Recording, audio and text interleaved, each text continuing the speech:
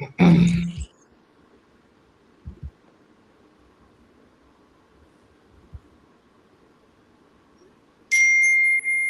my bad, y'all. Oh, damn.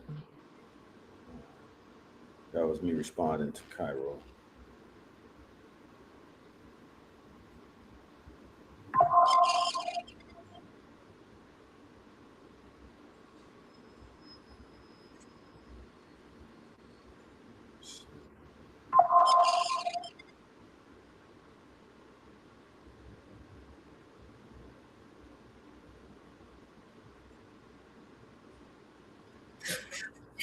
All right.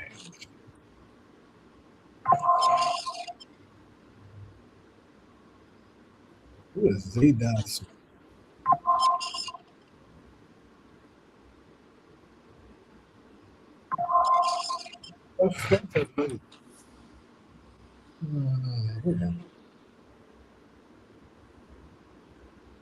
What's up, y'all? What's good? What's good? Yeah, My God. another episode. All right, I was just responding to Cairo. All right, let me get back. Okay, there we go. All right, so we got that out the way. All right, oh, there we go. All right, let's see who in the comment section. Nobody yet. All right.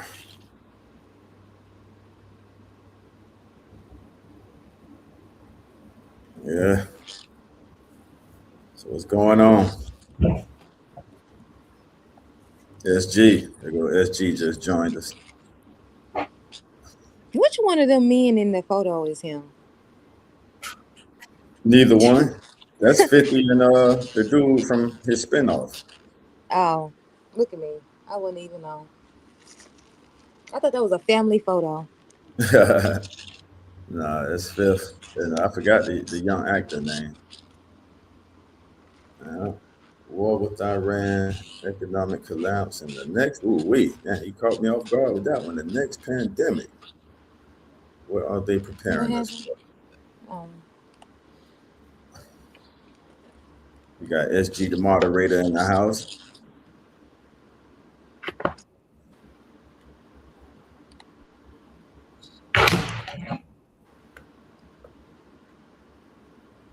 Yeah. What's the pre-chat before we get things popping? Anybody got any pre-chat, pre-topic thoughts? Mm-mm. All right, so yeah, some of the stuff I was gonna run by you yesterday, what I was talking about, it's we're gonna talk about it kind of towards the last topic, but All right. with the recession / pandemic like situation going on, but also I don't know why the niggas arguing in the Discord. I see that. I haven't paid attention to and there's been going on in there. All I know is I see them niggas going at it. Y'all got a real community going on. Brother, what up, brother Rich? Little Rich. Rich said they in there cutting up in the Discord. And I have no idea what's going on. Because they be talking a lot in that motherfucker. I don't go back and read all that shit. But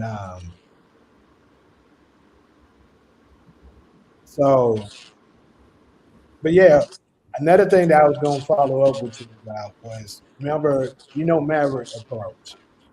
Mm-hmm. Yeah. So they recently had the woman from, the woman who created the Matrix. They just had her on there. Oh, that's dope. It was Sophia. It was a crazy interview though, bro. It was very crazy. In a good way or bad way? In a bad way. I got an idea, but I want to hear you out. I kind of got an idea of why it went crazy. Like, I don't want to talk about it too much because it's gonna overwhelm this, but that's a big part of what I want to cover. Yeah, all right. Yeah, I can't wait to hear what happened with that. They said they had a big guest coming on. So one thing I will say real quick, I love how in our community, we pretty much turned the podcast talk shows into the circuit. So people like that, they would usually go to the broadcast talk shows. And I don't want to promote any of them, but y'all know what I'm talking about. I don't want to name. They already got enough fame. I don't want to. But so now I appreciate them coming to the platforms like this and other platforms. I think that's very therapeutic, and it connects the content creators that's working their way up to the people who already have status, and for them to come to those platforms, good or bad, better or worse, I think is good for our community. Yeah. So instead of them craving the late night talk shows and all that stuff, they're like, how come, let's just go. Well, back in the day, they would call it the chitlin circuit. Let's just hit the chitlin circuit of podcast talk shows. And if we keep doing our thing, it's only a matter of time before we start getting guests like that. Come on. Right. Yeah, we'll chop it up about it after this. But it was very interesting. Yeah, she's very interesting. Like you say, we'll wait, but I can't wait to hear how that turned out. Because she sort of got, I will wait. We'll wait. Yeah, I've seen quite a few interviews. She's deep. She's super deep. But them niggas are like very informative, intellectually deep brothers themselves. And absolutely, I'm gonna say this: they got her. They got her mad. That's what I was thinking, Jamie. But I had to hold it. I figured that. So you've already answered that question. I said that probably when I asked you if it went crazy in a good way or a bad way, and you said bad, that was my assumption. Yeah. I will go ahead and say this. That's crazy that I'm hesitant to say it, but some of the interviews I've seen with her, she's somewhat, I got to use this word Solo, she somewhat has a condescending spirit. And I don't know if that had anything, huh? Who are you talking about? The lady who created the Matrix and Terminator and all that. So it's a way to handle people, even if you know or believe you're smarter than the person. As our late great icon Maya Angelou taught us, people may forget what you said, but they'll never forget how you made them feel. And I would like to apply that to some of the interviews I've seen with her, with us. It's usually in our community where she'll kind of speak to the host a certain type of way. Am I on the exactly? So that's what it was. Very much so. Like, I kind of figured that. I hate that. Maverick, for the most part, you've seen a lot of his stuff. Maverick, for the most part, was very respectful. Yeah. He was trying to be nice to her. But she kept cutting him off. Like every time he was trying to say something, she kept cutting him off. I called it. Every time he said something, she was trying to act as if he didn't know what he was talking about. Yep. I just said it, Solo. Keep going, Jamie. I knew that's what it was, bro. Go ahead. And then basically, Maverick, he was bringing his receipts to prove what he was saying. She didn't have any. All she didn't have any. What would the judge say? What would the judge say? And she kept on deflecting and basically gaslighting because he pretty much showed her up because she didn't know that he was that damn intelligent. And she should have did her homework. And I'm doing my best to be respectful because she is an elder. But hey, it is disrespect. Hey, you know what I mean? Go ahead, James. My bad. So that's that, and it got to the point that she started getting so mad, was trying to go out. She started trying to throw stuff down and stuff. And it was so sad because Maverick's like, it's unfortunate because with Black people, we stay dealing with this. Yep. And from my experience, I don't watch them enough. We don't have a lot of different individuals on them, different ethnic groups. That stuff has never happened. Mm-hmm. It's just very unfortunate. The moment I see a sighting of a Black sister, that shit happens. And I'm gonna say, I'm gonna close it, and we'll talk about it more later. All right. After she got done with that shit, you will question whether or not she even wrote The Matrix. I'm gonna tell you that. That says a lot, Jamie. And I respect you as a thinker too. So for you to say that, and that's the takeaway you got from it, bro. Just I know we're gonna get to it later, but when you watch it, you're gonna see what I'm talking about. Bro, yo, salute the Maverick. Salute the Maverick. I hope you can see if you get to see this Mav. Jamie put you on my radar, and every time I check out y'all podcast, bro, you kind of remind me of myself. We're logical, scientific thinkers. You know, we come with receipts. We don't go that. We don't. When you won me over with this, bro, when you would reel in the conspiracy theories with logic, you would ask basic. I'm gonna give you an example. When you spoke on the Giants walking through Bayside, Miami, and you was like you psychologically asked the question instead of making a statement. You said, how much is Bayside, Miami under surveillance? And whoever you said that to, they got real quiet because they knew where you was going with that. And you basically were saying, and look, I'm from that part of the country. So Miami, just like LA, is very advanced. You know, so that was a great question to ask.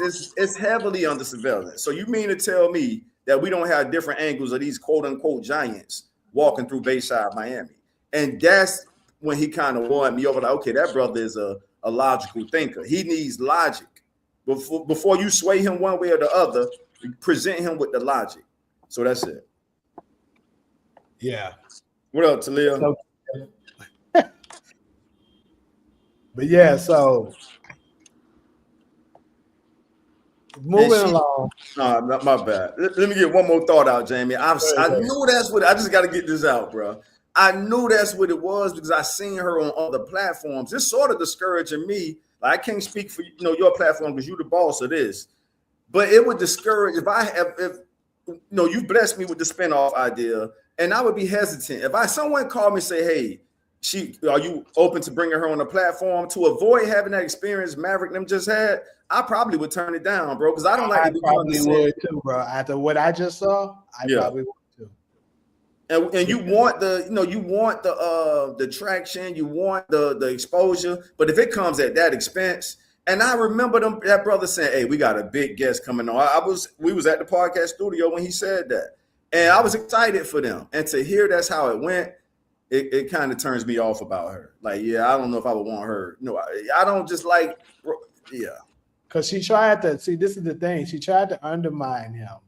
And she tried to push it off as if, oh, you don't have the experience. Oh, you're a baby. You don't know how this industry works. Mm-hmm. That's how she talked, yeah.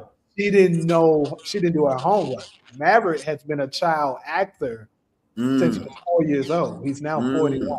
He was at the top of the list. Like, he was signed, I think he was signed by CAA at one point. Wow, that's big. He knows all about this shit. So he's like, no, I know exactly how it works. I've been doing it my entire life. From LA. You moved to LA to do this. I'm from here. I know I know how it works. So you're not gonna lowball me like that. Like, I don't know. Straight up. Salute, Mav. Wow, James. Salute, brother. Cooked, bro. She was trying to constantly do some stuff. That's that. I hate to say it, and I'm gonna say this from my heart with love. Damn, Solo. I'm hesitant to say it again, but that's that New York shit, my nigga. Fuck it. That's why we took over hip hop the way we did, because our family. Now I'm going to embrace them as our family, but that New York state of mind where everybody else slow and stupid, including our West Coast family. Like, yeah, my nigga, we don't be with that shit, dog. Y'all are family members. Y'all the motherfuckers that moved up there and thought y'all was better than us. And some of that shit still carries on to where, when they speak, just shut the fuck up and let them say what they got to say. Nah, this is different. When that internet came out, that internet killed all that shit. That internet squashed all that imperial, that New York state of mind. And I love my family up there. I love Harlem and all that, but we need to call it what it is. And that's why when hip hop hit the South and when it hit the West Coast, y'all ain't got it back yet. And I'm telling you, it's because of that mindset. Carry on. Thanks for letting me get that. All it was New York. New York was a big city, so everybody knew of New York. So it's easier to get, discovered if you're living in New York, because that's where it was. The same could be said in LA. But like once the internet was introduced, now a microfine glass is on the South. Now it's on, certain parts of Midwest and stuff like that. Now they have the opportunity to show you. Now we got talent like that too. We just didn't have them opportunities. We didn't have the opportunity. Though you know how arrogant it is. Just look at the map of the United States, and you got the northeast corner of the map of the United States. You know how arrogant it is to ignore how big the South is, bro. Yeah. So if you from New York, you're gonna ignore how many states we got in the South, Solo? About 13. So you just gonna write all big those ass states at that, not small ones, yeah. big states. And as a hip hop kid, I'm telling you, that's why when the South got that shit, we held on to it so strong. Still to this day. That's why Atlanta became the new cultural hub of hip hop, because we understood, like Icon said, Maya Angelou, people, you might forget what a person said, you would never forget how people made you feel. And our folks, and see, the West Coast didn't really do Southerners like that. They'll slide in a little country bumpkin here and there, but people like Snoop, like, nah, man, my folks from Mississippi. They didn't do us like that. New York was nasty with that shit, homie. I'm old enough to remember that. And that's why we held on to it the way we did. I know it's a few of our people in the chat that's from up that way. I just got to keep it real. I'm sorry. I ain't trying to offend nobody. If the truth offend you, it is what it is. But that's it, bro. Thanks for letting me get that out. Go ahead. Yeah. So anyway, let's go ahead and get into this war that's going on between America and Iran, right? So as we know, the war has been ongoing, it's escalating, even though I remember you saying that, it's technically not a war since Congress is not involved. Mm-hmm. But it is what it is. They're going back and forth and stuff like that. Pretty much that shit is war. So remember I told you when I seen some of the things going on, I was like, I don't know, Trump could be making a fatal mistake. Remember I said that? You did. And it's starting to look like it's exactly what I feared. Well, I wouldn't say fear because I'm going to be good regardless. I've been already preparing on how to capitalize on this shit. But like I said, Iran doesn't have to win from a military standpoint. All they got to do is hold their ground. Remember I was saying it, and that's absolutely. I just didn't want to cut you off. You've been saying it, bro. You know I'm with you when you're right, bro. I don't be sitting for solo when you're right. I'm with you. I get brought up in that conversation. That's one of my favorite phrases. Solo. Go ahead, Jamie. But I hope Jamie acknowledged that I don't sit for solo when Jamie on point, and you've been saying that, bro. So what's going on with that is basically Iran. Hey, so to Solo's point, what was that, Wednesday? They have destroyed a lot of military bases of the states. That has been happening. And it's basically it's starting to make the United States look like they're vulnerable, which I was saying could happen. All you got to do with a bully is put up a fight. If you put up a fight, the rest of the people that's been also looking at you like this godlike figure will start to look at you like, oh, I don't know. You look like Hercules for a second. Now I'm starting to think, I got a shot at this shit, nigga. I don't know. Maybe if I help Craig with Debo, get out of here. That's how they're starting to look at it. Because look, America was in charge of protecting all of basically the world for the world. But the Middle East for sure. Use the Craig example. Go ahead, Jay. They're looking at it like, look, America has allowed Iran to bomb shit in our countries and stuff like, bro, we ain't even got involved with this shit. Why the fuck are we getting bombed? So now they're starting to side eye us like, God damn. So America, you got this shit under control? Trump, you said 4 days. This shit's still going on. That's what's happening right now. So Iran, and then here's another thing. Iran was prepared. This war reminds me a whole lot of the Vietnam War. Folks don't talk about it, but technically the United States lost the Vietnam War. I've always heard that. We had to pull out. Mm-hmm. The same thing looks like it's happening right now with Iran. And what's the other thing that they have in common? with the Vietnam War and now Iran. We are invading. So they have the advantage by knowing the landscape. They got all kinds of caves and a lot of underground bunkers and shelter that they're going. They got underground cities, nigga. Wow. Yes, Iran has underground cities. Wow. Didn't know that. Wow. So they're prepared. They're like, hey, we can hold off. We ain't worried about it. You go ahead. I mean, this sucks that y'all doing this like that, but we're gonna hold off. We gonna hit y'all where it hurts. And where does it hurt with us? Our fucking pockets. Yep. Because look at how many countries and stuff like that is dependent on Iran as far as oil supply. Many of the countries, including China. And now is another motherfucker that's really happy at this point that this is happening. Because I told you the other world leaders are closely observing all the stuff that's happening with America. They see that we can't fucking get along, that the Democrats are always trying to go against the Republicans. The Republicans are always trying to go against the Democrats. They see that shit. So they're like, hey, look at them motherfuckers. They're going to destroy themselves. And we're just going to come in, deliver the final blow, and get rid of them. That's what the mentality they have. So Russia, like Solo mentioned this briefly before we went live, Russia has a large supply of oil themselves, and they're the biggest ones in Europe. Now, with what's going on with Iran, Venezuela already off the table because of what Trump did. They're basically are forced to have to play ball with Putin. That's what's happening with them. So think about this. I told you China and Russia at some point.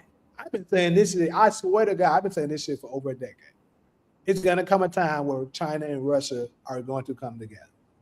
And they're going to align together on a common enemy. That common enemy is us. So now that they got that oil and stuff like that, China needs it from someone. Russia has it. So that opens up the table for a potential alliance between them. And like I said, from a bio standpoint, you know, China can hit us with that.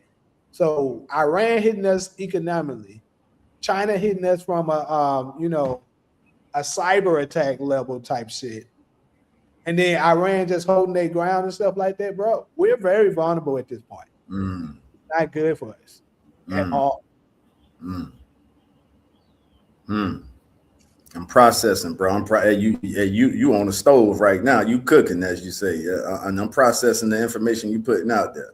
And you've been saying it, to your credit. And that's going to lead to our next topic. But I want to give Sola, I know she got a lot to say on this. I would love her to go ahead and jump in. Why I gotta have a lot to say? I mean, you always do. So why wouldn't you now? What difference now? I mean, I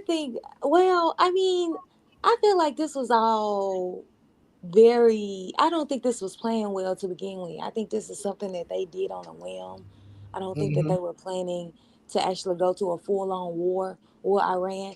And I also don't think they had clear objectives on what they plan to achieve when they went in there and how they plan to achieve it.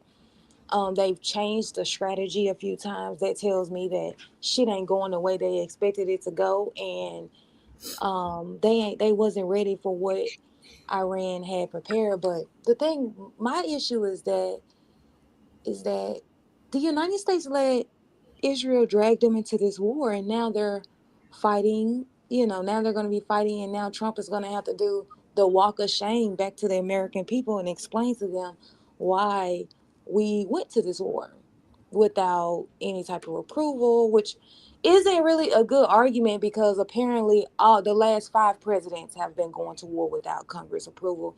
That's just not something that anytime you say, oh, Trump didn't get approval for this, they're gonna say, oh, well, Obama didn't get approval for it either. So it's just like the last few presidents haven't gotten approval to go to war. They just go. But I guess for Trump is that I think nowadays a lot of Americans are looking at Americans' international policy. And I think that started under Biden when he was giving Israel all those weapons for Gaza and he was giving Ukraine all those weapons. A lot of people were struggling under Biden and they couldn't understand why the Democrats, who were supposed to be sort of for the people, were funding this war. And I think that now Americans are paying attention to what's going on outside of America and what America is doing. So Trump, he started out hot. He in January, he kidnapped Venezuela's president. Then he threatened Greenland. And now he's actually going to war with Iran, which is a direct opposite of what it is that he said during his campaign, that he wasn't going to start any more wars. And that's why people are starting to look at Israel and saying, Israel, did you force Trump to make us fight Iran? And then, as you see, all of his staff members like Marco Rubio and Pete Hegseth, they are coming by. They coming out and they're all giving us different stories because they wasn't prepared for this war. This wasn't something that they prepared to do, um, and they're all over the place. America is losing, and the reason why Oh is snap! because they did not have a clear objective on what it is that they wanted to do a regime change.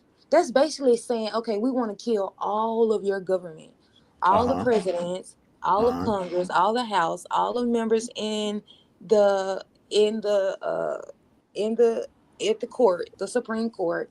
And then, I mean, they're going to figure it out. I think they're going to figure out if maybe, if like for example, if it was us, one of these state representatives, somebody from the state will stand up and be like, I will be the one responsible for the country. Or they may hold an election if they was to do some shit like that to us. And we're gonna say, okay, we're gonna put new people in to run the country. We're gonna vote on them, have a vote, and put them as the people running the government. When they went into Iran, I don't think they expected that, which is crazy because that's how their government is set up, where they have different people. You just don't kill the head of the party and then think that It's it's just over. going to follow back. No, they have a plan. They Hmm. have a constitution, something similar to ours on what they're supposed to do. So, um, and I mean, now he's threatening to commit ground troops. And so, which Americans are they going to ass be, so and they going to lose. So you're basically sending them in to be captured and to get Mm. killed.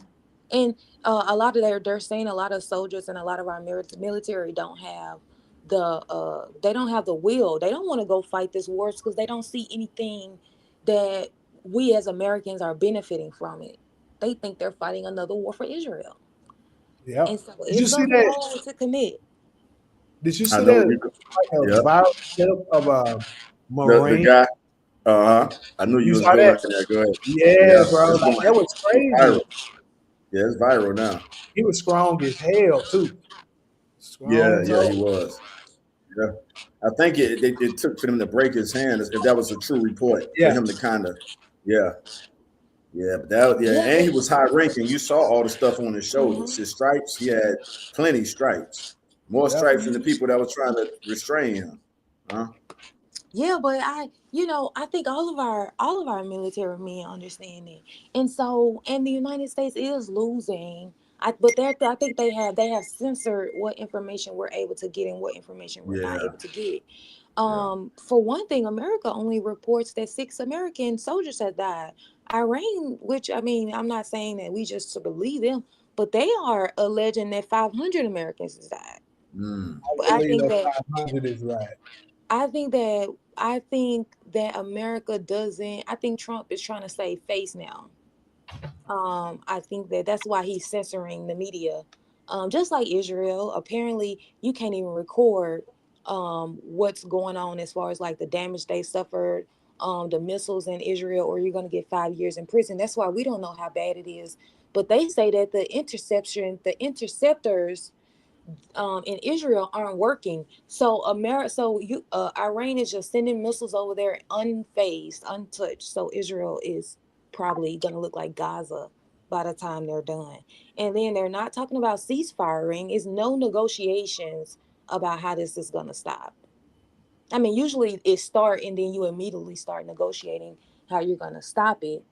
But there is no peace talk. So I don't know what's gonna stop Iran from going full blown because again, this is a war of survival for them.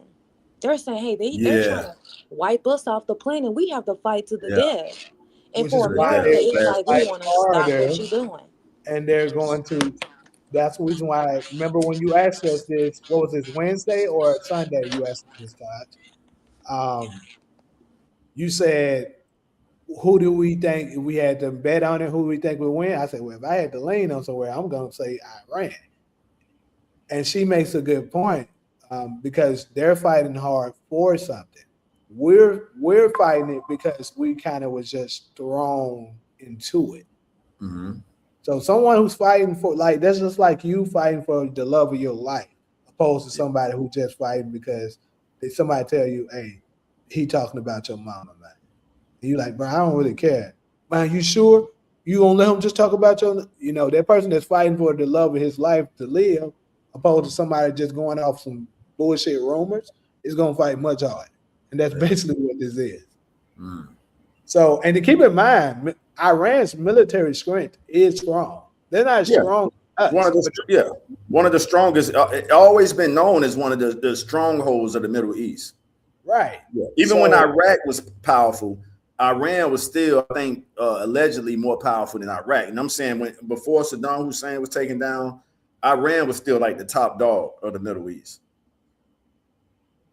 Yeah. And that's what makes it interesting. Yeah. To see them like, okay, show us how powerful you are, opposed to us hearing about it. And I guess it's fair to say that it is fair to say, because I just saw a clip last night where Trump said out his mouth, and I heard it with my ears, they're tough. I'm paraphrasing what he said, but he definitely said they're tough. Like, they're tough. They don't want to just, they're not going to lay down. That's what Trump said that. That's where the problem lies, Solo, what you were saying. See, the problem is, like you say, it wasn't playing out well, yes. And the reason why it wasn't playing out well is because Trump was expecting them to lay over, just lay down like Venezuela did, like all the other places that he invaded did. But Iran, like, nah, we ain't no hoes. We don't get no fuck about y'all being the world superpower. You're going to have to show us you can work. Straight up. And that's what bullies don't expect. When they've been bullying for so long, bro, they don't expect, you know what I'm saying, somebody to finally hit them in their mouth to the point that they feel it. They're like, "Damn, I ain't felt this in so long. I don't even know what that shit like." So that's basically what's happening with us. And back to the media part that she mentioned.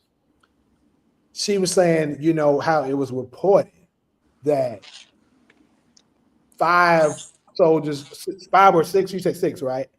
Yeah, 6. 6. Okay, so 6 soldiers were, killed so far in the war from our side, but Iran is reporting 500. And I told you I probably would go with closer to what Iran is saying. But remember, Todd, I was telling you about how recently Paramount just bought Warner Brothers. Remember that? Yep. And I told you who's involved with Warner Brothers. Warner Brothers comes from CNN, MSNBC, and all of those major news reporting outlets, right? So the problem is Trump is good friends with the owner of Paramount. They're really good friends. So those CNN reports that you used to see, they used to always clown Trump, talk down about him. Even when he's right, they'll lie like he's wrong. All of that, that's going to change. So now you're going to start to see all reports reporting saying, "Oh yeah, Trump's doing this, he's doing a good job. Trump did this, that, yada, yada, yada." That's what you're going to start to see. So the people that always just look at mainstream media, they're going to be getting falling for the okie doke because they don't know the shit. Mm-hmm.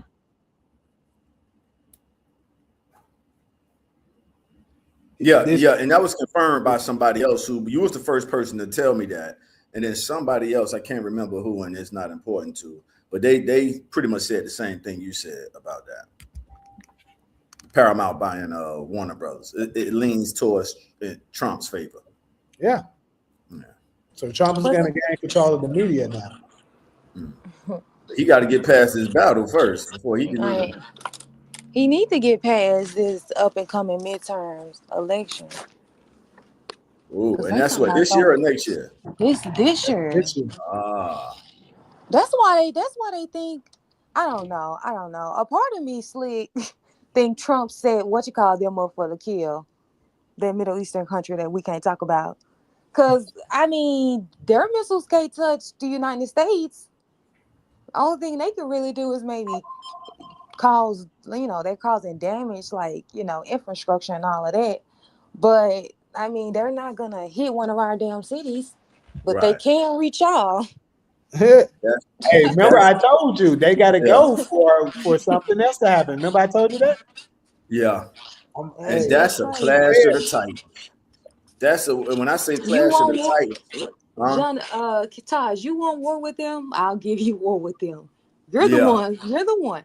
I mean, Ooh, we I Solo. mean, So I you mean, making when it comes to the battle of wits between Trump and Netanyahu, it sound like, and I'm all ears. It sound like as of this conversation, Trump sort of has the upper hand. Is that what you're? hell no. That Trump didn't want to start it. He got pushed into starting it. I Right. mean, But but to me, the point you making, if I heard it correctly, is okay, y'all wanted this war, so you're gonna take the damage with it. Like their missiles I think that's can't why reach, he was huh? willing to do it. I think that's why he was willing to do it. be right Right. here. And that's Because a he smart like, chess move. Look, I'm not the greatest chess player, but I know it exists. So if I'm just great at chess moves right now, that was smart on Trump's behalf to say, okay, y'all gonna take more damage than we take on the mainland. And from what reports are showing, they getting pounded, huh? they getting pounded that they won't even show it. But we already know, because we already know that the interceptors that y'all had, I think they had 11 or 12. I think they down to like 2. So like them missiles Uh-huh. that's coming in from Iran is going straight into their country. Imagine some shit like that, y'all. Every time you look up, every time you look up, it's some boom. You sitting in the house waiting on the next. It's, I know That is somebody, insane. I know somebody who dates a Euro Jewish girl who has family over there, and they said exactly that. So I'm a step closer to actually hearing it from somebody, that knows somebody that's over there. They say that's exactly what it is. So low, they're pretty much watching missiles fly over their Mm-hmm. head. Yeah, Over their head. And it's yeah. crazy that people be recording. I would be under my damn bed. Well, they Scared used as to it. hell. Yeah. That's That's the like how thing. we They used to it. Yeah, They that's used the to same it. way we're used to the YNs. You know what I'm saying? The YGs. Hey, it's unfortunate, but we've been desensitized to them doing what they do. So they're pretty much used to that. That whole Yeah, that's region a of the good way world to is do used to it. that. Because when Yeah. I go home to Memphis and I hear gunshots, I don't even duck. I don't move. I just be We're like, used to it. oh, In most of okay. our cities, we like that. But we're numb to when we hear stories of people getting hit and shot and none alive. We just, we numb to that at this point. And it Yeah, don't that's mean that kind we okay with it. It's like, what happens in our family. If y'all not gonna help us from the outside, then mind your business. That's Black America talking to the world. Like, hey, we know what's going on. We doing what we can do to try to get our children and sons and nephews and daughters in order. But if y'all not gonna send resources of help, if all y'all got is an opinion from outside our community, it's like a infighting within the family. That ain't nobody else's of. business on the block, is what I'm saying. Mm-hmm. Yeah, that's kind of like how we operate, when it comes to that. But yeah, we And I used to it. think We that's come to it. I think that's that is one of the things that I think other races, other groups of Black people could learn from, because I don't feel like in our spare time, like when we're just having conversations, we bring them up. I think that our conversations are usually about us and what we need to do, but then you have them, it's like you hear they talking about us and what the fuck we got going on. Because we're in the paraphrase quote of what I heard Jamie Brother say one time, we're the most interesting niggas on the planet. So We of made course, like and I'm not ladies. saying that from an arrogant perspective. I'm just saying it is what it is, and that's why they talk about us while we're pretty much talking about each other. While we talking There's about nobody each else to other. compete with when it comes to us To culturally and us. influentially. Yeah. Yes. So when, That's when so it comes to true. fashion, Yeah, that's so true. Black Americans do not talk about other races of black people. We're not talking about the Jamaicans. We're not talking about the We Haitians. don't. That's true. We don't. I was We thinking are about not talking about y'all ever at all. in we don't talk about conversation. y'all, bro. At We all. talk about each other, but we don't talk about y'all. Mine, we talking about each other. We see each other as competition more than we see any other group from the African diaspora. We see each other as competition. That nigga fresh as hell. He fly, whatever, cars, clothes, whatever the category is. We see each other as competition in those categories, not nobody else. Now, whether it's that good or bad, I'll let y'all decide that. But that's just the reality of how we do it. To be honest, I think it's probably a double-edged sword because we shouldn't. Our beef is not with them. They ain't. Our beef is not with them. Our beef is with what we got going on in America. Right. And they've come here and sided with our oppressors. So that's why we sit on the sideline with the ICE raid deportations. Like, hey, y'all showed y'all hands, so don't ask us for help now. We would rather fight the enemy with our community alone, the way we've been doing the whole time, the whole 400 years, from whether you want to start at 1619. Let's start at 1619 because that's when the British Empire steps foot on this U.S. soil.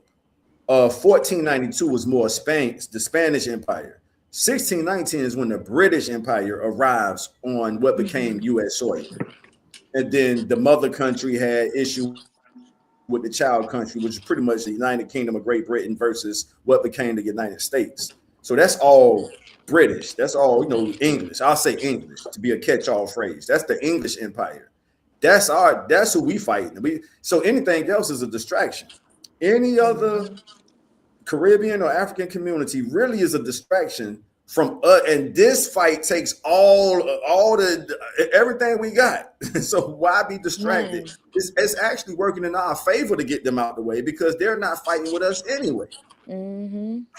So we're gonna have to fight this enemy by ourselves. It's to our benefit to get you motherfuckers out the way, so we can focus fully on the enemy that's been oppressing us since 1619. Completely agree. We don't need your opinions, none of that. Just get out. If you're not going to voluntarily get out the way, then the powers that be are moving y'all out the way. And if you're wondering why we're sitting on the sideline, because we feel like y'all pretty much accepted their script anyway to work against us. You know what I'm saying? Like if just narrow it down. Let's say you fighting a white person. And you got a Caribbean or African person just standing there watching you fight a white person. It's better if they're not even there. Because you fighting with all you got if they're not there. If they're there, you might be like if I'm fighting somebody, if Jamie's fighting somebody, Jamie, you can count on me to steal that person, especially if I see them getting the best of you. That's just how I grew up. So you can count on me to jump in. I'd rather do it by myself if you ain't gonna do it. That's the point. Right. If I got to do this whole fight, if Jamie's right there by the side and you see the person getting the best of me, I would rather you not even be there. But that ain't a good example using us because we're both Black Americans. What we're saying is if we're fighting white supremacy and our quote unquote or so-called Caribbean and African brothers just standing on it and damn near rooting for the white people to win, it's better for us to not even have them on the sideline. And that way we can, because if you want to fight the way, like y'all just said, hey, it's life or death. This fight is life or death. You gonna give it your all when you know it's just you. And when I say just you, that means just us, Black America, fighting the most powerful white supremacists in the history of the world. The Roman Empire is gone. So the most powerful white supremacist entity in the world. That's what I'm telling them. Them motherfuckers about to rise up out of nowhere. Who that? The Roman Empire. Well, that's who they pull their confidence from. You ever seen those three coins where it goes from the Greek, the Romans to the United States? That's pretty much what we're up against. And I'd rather say the English Empire than the United States because the United States is a system that's operated by people. And the people that's operating the system don't really care for our existence. You know what I'm saying? So if those people were to be moved out the way, who runs the United States now? You see what I'm saying? They better choose us. Solo, it ain't no choice. If we were to beat, if we conquer white supremacy, that's why them getting rid of the bystanders works in our favor. Get rid of anybody who ain't at least rooting for us. And they're not. They want to replace us. Hey, we could be better niggas than the American niggas. Mine. That's definitely what it is. It's so crazy. Exactly what it is. It's so Since the That shit is Immigration Act of crazy. 1965, they all have been saying we will behave better than the American niggas. That's what their pledge is. Hey, you want we'll be docile for you guys. So I'm telling you, in my lifetime, this is the greatest case of karma I've ever seen. So now the same people they were saying, yeah, the same people who were saying, hey, we would be better behaved black people than the American niggas. Now they're being pushed out the country, and we're sitting back letting it happen because we're like, y'all motherfuckers weren't really in our corner anyway. So when it's us against the world and not each other, we're going, as you said, Jamie, we're going to fight stronger because we're not looking for no allies. Our only ally is the Most High. That's it. We're not looking down. I hope the Jamaicans help us. I hope the Haitians help us. I hope the Bahamians. No, it's us against the world and sometimes each other.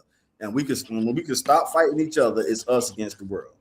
That's what I would love to see, us change that mentality. It's us against the world, y'all. It's not us versus us. It ain't you versus your neighbor. It ain't your baby daddy or the girlfriend. That ain't your enemy. Your Straight enemy up. is us versus the world. Yeah. Why y'all want to fight with each other? We all we got. Like my mama would say, my mama would say that to me and my sisters. Y'all all y'all got. I don't know why y'all be fighting. Y'all all y'all got. That's real.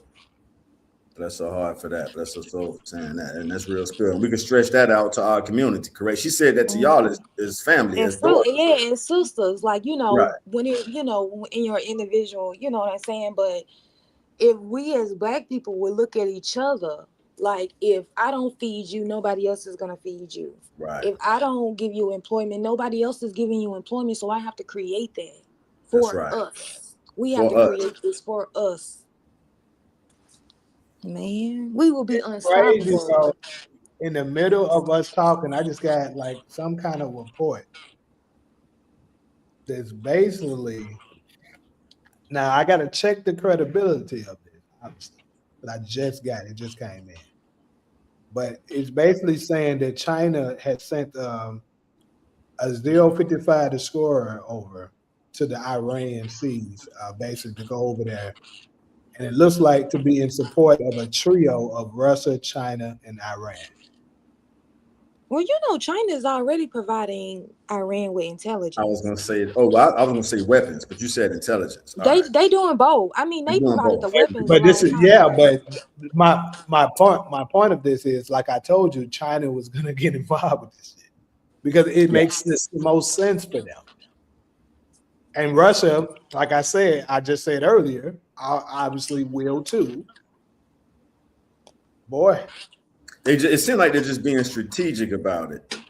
No, I mean, I think they doing just like America was doing with Ukraine. I think that they are giving giving Iran whatever it is that they need to support them, because China benefits from Iran being a country because they have oil contracts with Iran. So they want them to continue, but they're not going to go fight Iran's war. They may give them, all of that, like we do with Ukraine. Ukraine is a perfect example.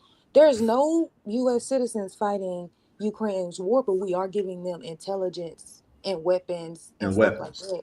I think the only thing that's gonna bring China and Russia into this war is if Europe join this war, which is they're claiming they're going to do, but I don't know what they're supposed to be doing. Like, is it true? Military. Is it true that Iran struck Britain already? United Kingdom, or Great Britain? They have every right to strike them, given that the UK have allowed the US to refill at their dock and get more weapons and all of that, and now they're on their way back. So essentially, you're aiding and abetting them. Yeah. So I have every right to hit to hit you. Did you? I saw somebody say something about the leader who got killed in Iran, and they said that, and I think it was one of their leaders. They said that he could have went to Moscow because they were trying to kill him. So that he Mhm. said he could have went to Russia, and I thought to myself, they wouldn't have dared came into Russia trying to kill him. But Right. they say he wanted to die a martyr. And that's what Yeah. the United States did. That makes people fight harder. Yes. Yeah, And I they say get he was that. dying anyway and all of that. Yeah. And So, the dude was what, 80, almost 90 years old. So he's like, hey, I've lived yeah, my life. And yeah, that's a hell of a sacrifice though. He's saying, hey, if I just stick with my people, and he knew they was gonna hit him, it's probably motivation for his people to fight harder. That's just me putting common sense dots together. Well, now I won't call that common sense, but that makes sense to me that, hey, I'm gonna yeah. sacrifice myself. I've lived my full life, 80 something years old. But my sacrifice is to motivate you guys to fight harder.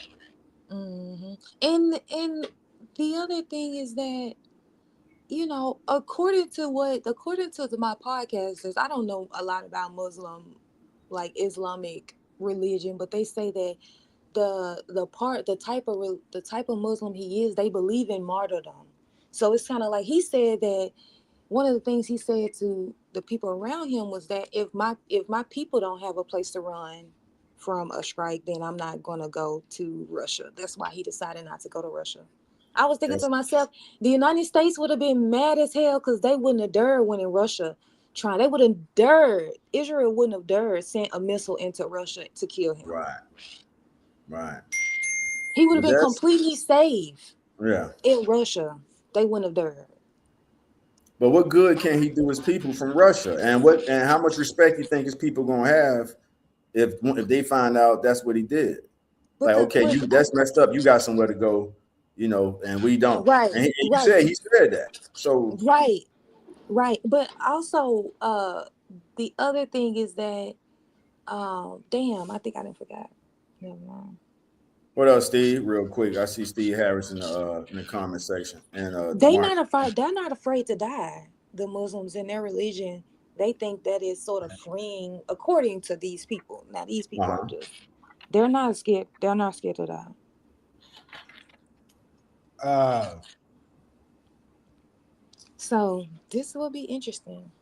Oh yeah, oh yeah. And I would like to say to my people, Black Americans in the United States, let's we need each other, and let's get our houses in order.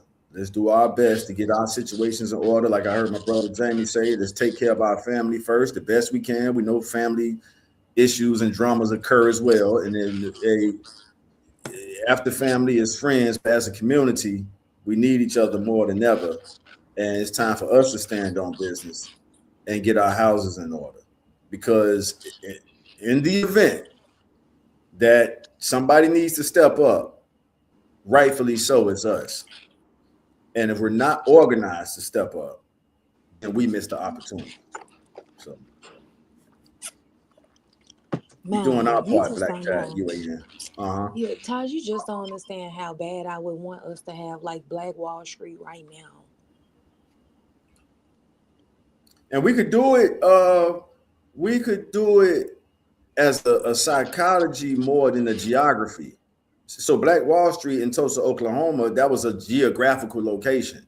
I think the new Black, and thanks for saying that because you're giving me a chance to share this idea.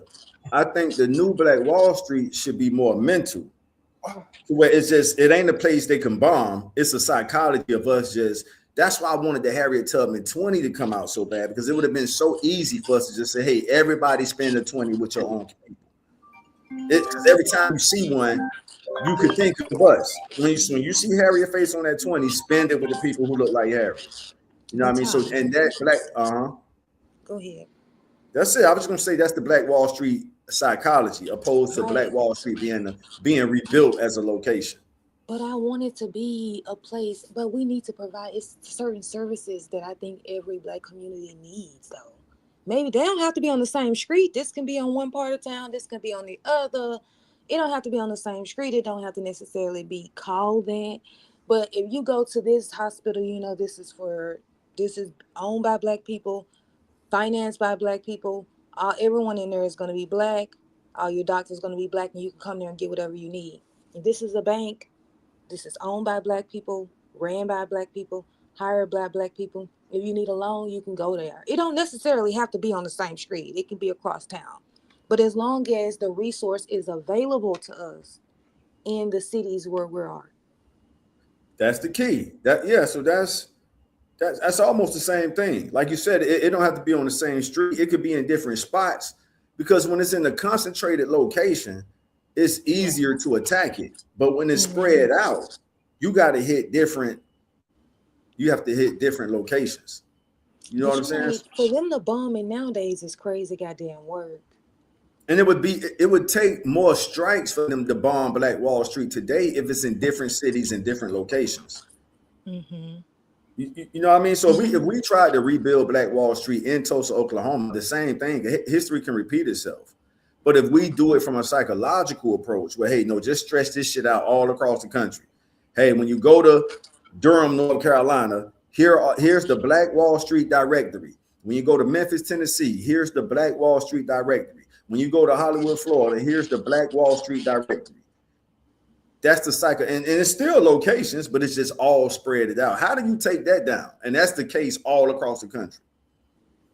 It's hard to take that down when you got all these different spots to hit.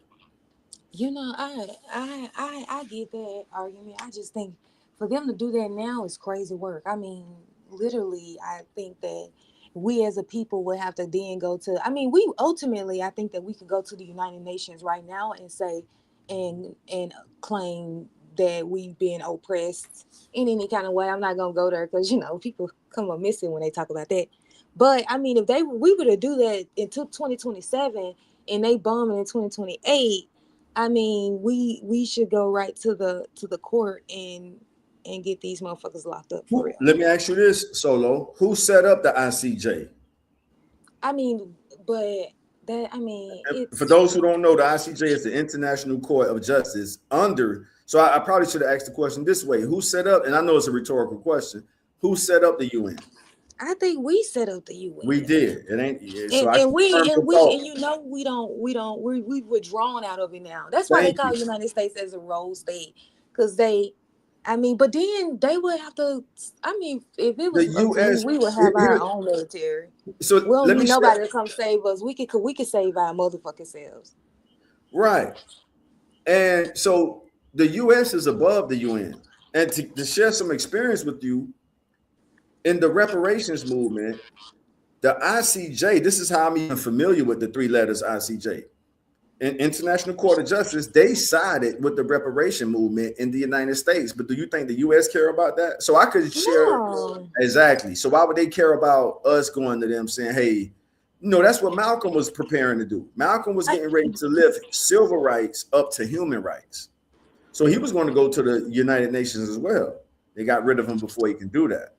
You know what I'm saying? Right, but ultimately what we would be essentially asking for, because the United States isn't going to comply with them, we would be essentially asking for them to, I don't want to say that. Let me share my wisdom comes from experience. So let me share the experiences I've been through with the reparations movement. Shout out to Camilla Moore.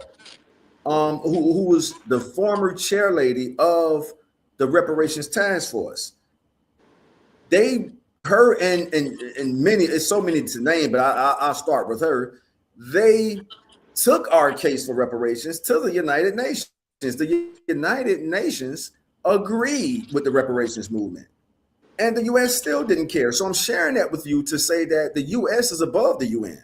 So I'm giving you a true to life example of us going to the UN, getting the UN literally said they're justified.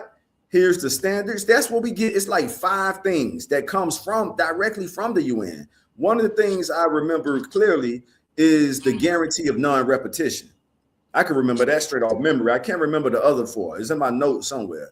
But the main point I'm making, Solo, is that's an example of us going to the UN, this is the most important part right here, getting the UN to agree with our movement, and the US still could care less.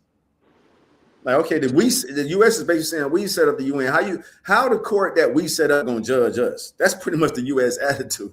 The U.S. is like, nigga, we set y'all up. How the hell y'all don't judge us? Y'all judge everybody else. You don't judge the motherfucker who set you up. That's the U.S. attitude towards the UN. That makes sense, right? I mean, it don't morally make sense, but that's how it happened. After World War II, the U.S. set up the UN, and the UN governs every other nation that's a part of it except the U.S. Why? Because the U.S. set up the UN. It's like me setting up a house and I appoint somebody over the house. The person who I appoint to be over the house don't really have much say so to me. Nigga, I set up the house. I take this motherfucker down. That's the attitude the U.S. takes towards the UN. And that's just a harsh reality. Listen, if I didn't have the experience, I wouldn't say it. When I saw that shit, when I saw that the ICJ, the International Court of Justice, is still documented. It's in somebody's notes right now. They fully 100% agree with I'm gonna be specific with the LA. Well, I'm gonna say the California reparations movement, because that's who did it. The reparation advocates in California took the case to the UN. The ICJ agreed with the California advocates for reparations, and it didn't budge the US. It didn't make them care one way or the other. So I'm only using that to say it's only so much power the UN carries when it comes to the US. That's it.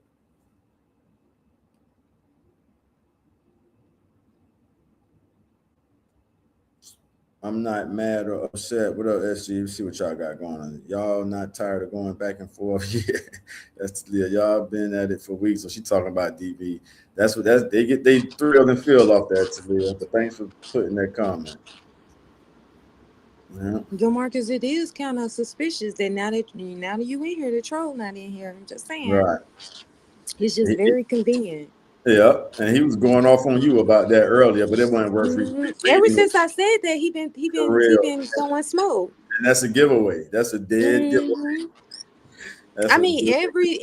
Bradford used to been cool with me. He never wrote nothing crazy, but ever since I said I think DeMarcus, him and DeMarcus be throwing shots. Yep. And after that, no, you're right. I caught that. You know we got you though. I did catch that. Yeah. It's okay. So I just can't wait till Trump come back doing his walk of shame. I want to know what he gonna say to explain this to the American people. Why we just spend all this money on military weapons. I just noticed I was on mute. I'm tripping. What? I just noticed I was on mute. I saw that. But I was agreeing with you basically. I was saying he's never going to admit that shit. He's gonna, brush it on something else. And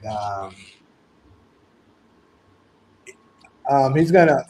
Hold on. What was the last point you just made? My bad. Go ahead. Me or Solo? I don't remember. Her. Okay. I don't remember. My bad if I made you lose your thought. But I was just pretty much just backing up what you're saying, that he's not gonna admit to that shit. You know the type of person he is. Right. He's gonna find a way to say it was something else. Yeah. So who gonna rebuild that Middle Eastern country that we don't talk about? To your point, Solo, I think that was strategic on Trump's behalf, and he did that last year when he allowed them to get pounded. Because to answer your question straight up, the U.S. taxpayers, and this is why I tell y'all, if we look at it, I know it's not technically officially the 51st state of America, but that's pretty much what it is. It's the 51st state of the U.S. And so when you ask who's going to rebuild it, our tax dollars are going to be. Who else are they getting financial support from? So yeah, why taxes need to go, and we need to just throw that shit away. That too. What y'all think about Iran threatening to strike the Dimona nuclear reactor? And that's where the Judah Hebrew Israelites, the Black Americans who moved there, they live around the Dimona nuclear reactor. So black. That's where Israel put them next to a nuclear weapon. That's exactly. I actually seen something about that. Hold on. What the fuck? So the Black Americans who did their righteous return to Israel as Judah Hebrew Israelites lived right around the Dimona nuclear reactor, and Iran allegedly threatened to strike that if things got. It was, if I remember it correctly, they were saying that if they hit the Dome of the Rock, I could be off a little bit. No, it ain't the Dome of the Rock. The Dome of the Rock is in Saudi Arabia. They said it's a highly revered Muslim mosque in Jerusalem that's on the Temple Mount, that they were saying that that state we can't talk about was going to strike that and try to write it off as friendly fire. And Iran was saying if they did that, they was going to strike the Dimona nuclear reactor. I could be off a little bit, but that's pretty much. Damn, what we do now, right? Well, yeah, we would just be collateral damage at that point. It's not like they intentionally, because they didn't put us there. They didn't put our community around the nuclear reactor. You know, the people who we can't talk about did that. So when we did our righteous return, which is called Making Aliyah, named after one of our most popular R&B singers. Making Aliyah is when the Jew diaspora returns to the Holy Land of Israel. When Black Americans did that and went back, they have a community called the Judah Hebrew Israelites, and they put them right around the nuclear reactor. Shout out to Scotty Boy. Stole our land and stole our identity. So you already know what time it is. Scotty Boy also, see, I see you on point, Scotty. I see you. Yeah. One of those jets that got shot down cost enough food to feed 100,000 U.S. citizens. Shout out the hooded one, 8547. Yes, because the stuff that Iran is fighting them with cost them 20, 30, 50,000. That shit costs us. We send up interceptors that's like $1 million, and now you got to put up 2 or 3 of them just to block the drone that cost them 50,000. So we're definitely losing the money game. Our weapons are way more expensive than what Iran is fighting with.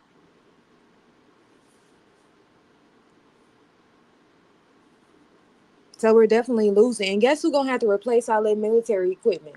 Us. All right, though. So I want to go ahead and move on to the next one. Basically, the way things is going. And Charles, you remember when we was in the he's actually loading right now. I don't know if you can hear me. But anyways, when I was I don't know if it was last time I was around there or the time before that. But anyways, I talked about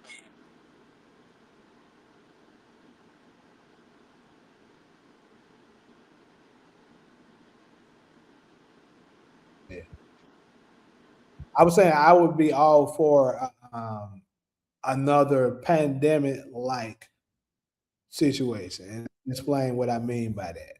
I'm not saying I want another pandemic to happen like virus or some shit, and people dying from it. I'm not saying that, but what I'm saying is a situation where the government has to shut down, and we can go from paying bills for a small time because I'm going to heavily capitalize on it. Remember I said that. Mm-hmm. So it's looking like right on cue that shit is about to happen, bro. You're already seeing, folks are starting to become concerned about some kind of retaliation to Iran and shit like that.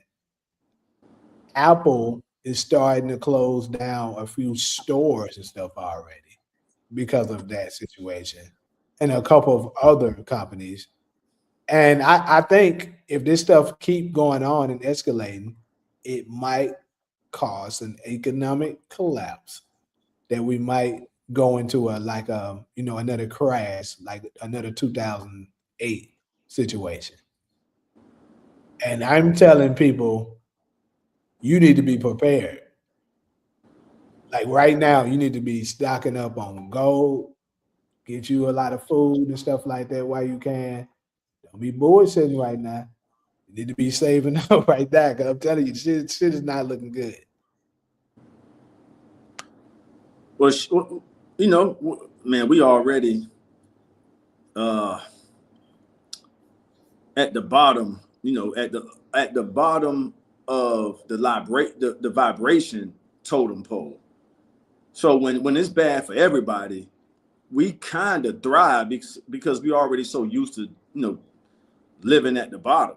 You know what I'm saying? Again, of the vibration totem pole, not so much the financial totem pole, although it's a connection to be made there too. So, I mean, I'm just for, I guess I could have just said it this way. I'm for anything that'll bring us closer together, even unfortunately, if it's catastrophe, tragedy, and stuff like that. If that's what it takes for us to work together as a community, so be it. Unfortunately, you know what I'm saying? You know, if we not gonna stick together until we get to the edge of the cliff, then let's get to the edge of the cliff. You know what I mean? Yeah, but I think you're right. I think it's a high possibility that can happen. Another bio leak or whatever to shut everything down, and here we are again. So yeah, I agree with, you know, of course we'll thrive because we're used to already, you know, not having nothing. But here's the problem where some more problems collide.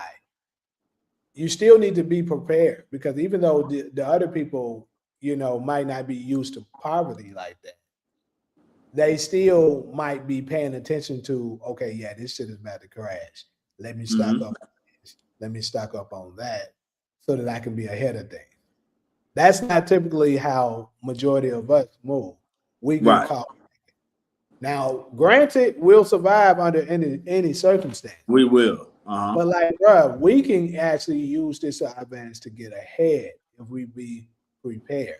Like content creation, unless they do something to mess up our internet services and stuff like that, and YouTube crash or some shit like that, content creation is going to be very big. Like this, hell yeah, I'm with you.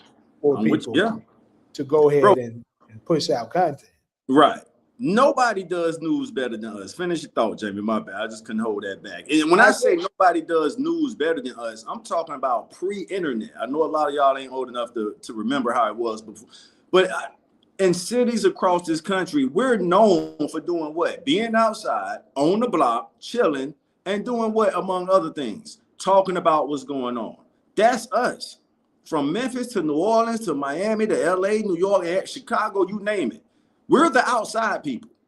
No other community is known to be outside the way we used to be. Now, I know y'all generation wasn't really as, the millennials were to a degree. I think the 90 baby, you are the 90 babies. The 90 babies was, y'all was outside too? Yeah, I spent my childhood outside. There you go. So you can speak for the 90s. Yeah, so y'all know how I'm saying, and what were y'all talking about when y'all was outside? Y'all was talking about stuff that's going on, whether it was local. So to your point, Jamie, we gonna be all right, especially with the content. Don't nobody do news better than us, bro. Nobody do, nigga. We exceed in telling you. Where do you think the slang with the T come from?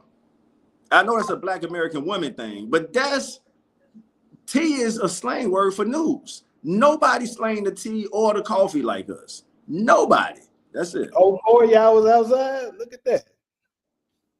We was outside born in 04. Ain't no way in hell you was born in 04 and you was outside. I was thinking that. I was gonna say he the age of the iPhone, damn near. He the same. I'm gonna say this. B Pitts. I mean, if you were a special breed, you and your like your side of town, did you grow up in the country perhaps? Because like that's not common for people that's born in 04.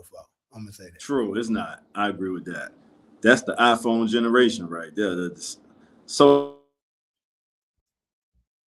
MySpace, Facebook wasn't even out. I think Facebook did come out in 03, but MySpace for sure. So when that shit came out, everybody, what up, nephew? I see nephew. Shit, I was outside. Nephew say he was outside too. Shit, I was outside and I was born in 04. So that's Ghostin and Pitt saying they 04 babies. And so y'all helping our point that as a people, I'm glad y'all saying that.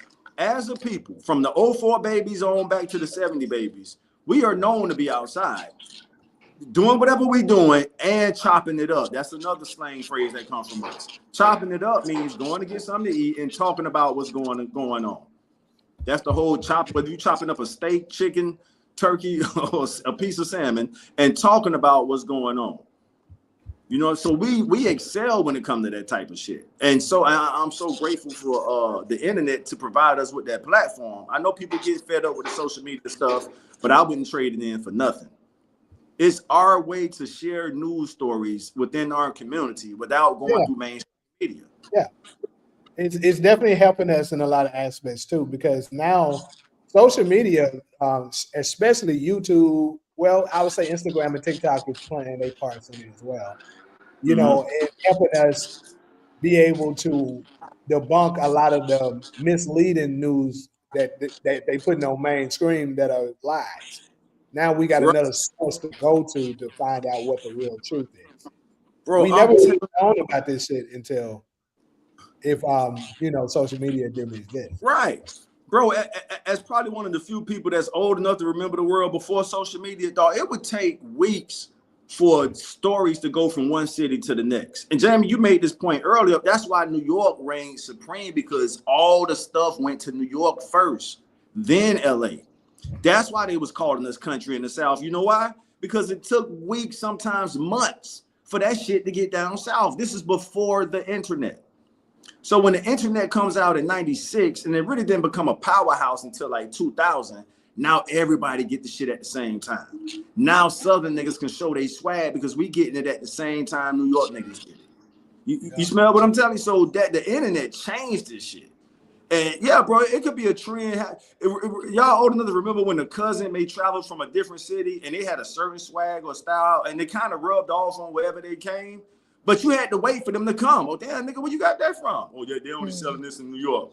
They only got these in LA. Now that shit is everywhere. You can order that shit through Amazon online and everybody get it at the same time. And it neutralized, you know, stuff like that for all of us. That's it, all right, y'all. let me go ahead and address DeMarcus super chat. So he said, let's end this. If I was Michael or Branford, why would I go to Nate to try to talk to UAN TV to get unblocked, to get blocked again? Make that make sense. I'm gonna say this. To be honest with you, I'm not exactly sure what you mean by this. So I kind of will need you to clear that up. Like, yeah, you did reach out to Nate to let me know that was going on, but I don't. The part where you're missing me is how does that prove that you're not him?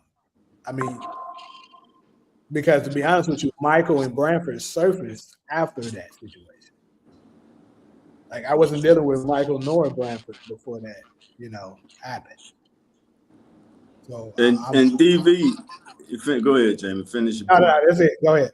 Yeah, DV, man, we appreciate you, bro. You do donate the most. At the same time, fam, if you are behind the Michael and Bradford thing, that's a huge distraction to what, dog. We doing some serious shit on these damn platforms. We talking about world power. You know, the same thing, the same way they murked Charlie Kirk, that can happen to anybody who's courageous enough to discuss these issues. And that's what we're doing. And we just don't need the distractions, fam. I'm going into a mental health space. And if there's any mental health issues, you can reach out to me behind the scenes, bro, and we'll get sorted out. But the distractions Bradford and Michael bring really is, it's almost like what a agent would do. And I'm not calling you that, yeah, it's like this shit too heavy for us to be getting distracted by shit that's not. It's certain things be almost. Wisdom is knowing when to use knowledge. Knowledge can be a gift or a curse. I got that out of the book of Enoch. Knowledge can be a gift. We put so much emphasis on knowledge. Knowledge can be a gift or a curse because you can use knowledge at the wrong time. Wisdom is knowing when to use knowledge. You know what I'm saying? So we on this path. That's why sometimes y'all see us hesitant to say certain stuff because it might not be the right time to say it. But back to you, DB. I mean, come on, man. We appreciate you, but work with us. Yeah, just piggyback on what you were saying. That's what we was trying to tell Cairo that statement we had. Remember when she was like, "Why He was talking about why would God want to prevent us from gaining knowledge. What you just said is the perfect example of why. Absolutely. I've seen it, bro. I've seen it in real time. A person use knowledge at the wrong time, whether it was by accident or on purpose. It was the wrong time to say what you just said, and that's wisdom, knowing when to say use knowledge. So yeah, now you right on with that. I'm glad you addressed that. See, I do remember her saying that. What up, all I see for me? All I see done joined the chat. Nephew Yes. Ghost, and I love this platform. I could tell, nephew, I can feel your energy through this damn technology. I love this platform. The mix of topics is amazing. I hope this doesn't go. We're not going. If y'all rock with us, we gonna grow together. Told y'all, Jamie gave me his blessing to do a spinoff. I don't want to go nowhere. I mean, if I do a spinoff, I hope it could be on this platform. You know what I'm saying? So it's, we're creating a congregation, a community. Y'all know how hard that is to do, especially in the era where everybody is encouraged to embrace their selfish nature, and humans are selfish by nature. It's the reason that the powers, the elites are doing that. Hey, give these motherfuckers everything. Give them a selfie stick. Give them everything they need to not get together. You know what I'm saying? They don't want us gathering together like this. Give them niggas a selfie stick. Give them social media. Give them their own channel. Make them stay home. We don't want them gathering. Got all I see for me, Talia. We got some great contributors from Nephew Ghostin to DV, SG. That's it, y'all. Somebody commented and said, "How y'all?" I think it was DeMarcus. He said, "How y'all feel about Christy Noam being fired?" I don't feel nothing. To me, Yes, honestly, to be honest, she's the secretary of the Department of Homeland Security. They've been doing a terrible job, wasting all our money. But yeah, when she was, this is what I found was interesting. When she was testifying before the Senate committee, they found out that her department transferred $143 million to a company that was incorporated 8 days before the contract, before they got the money, and that is owned by one of her friends. So essentially, she wrote her friend a government contract for $143 million to a business that her friend owns. Now, my question.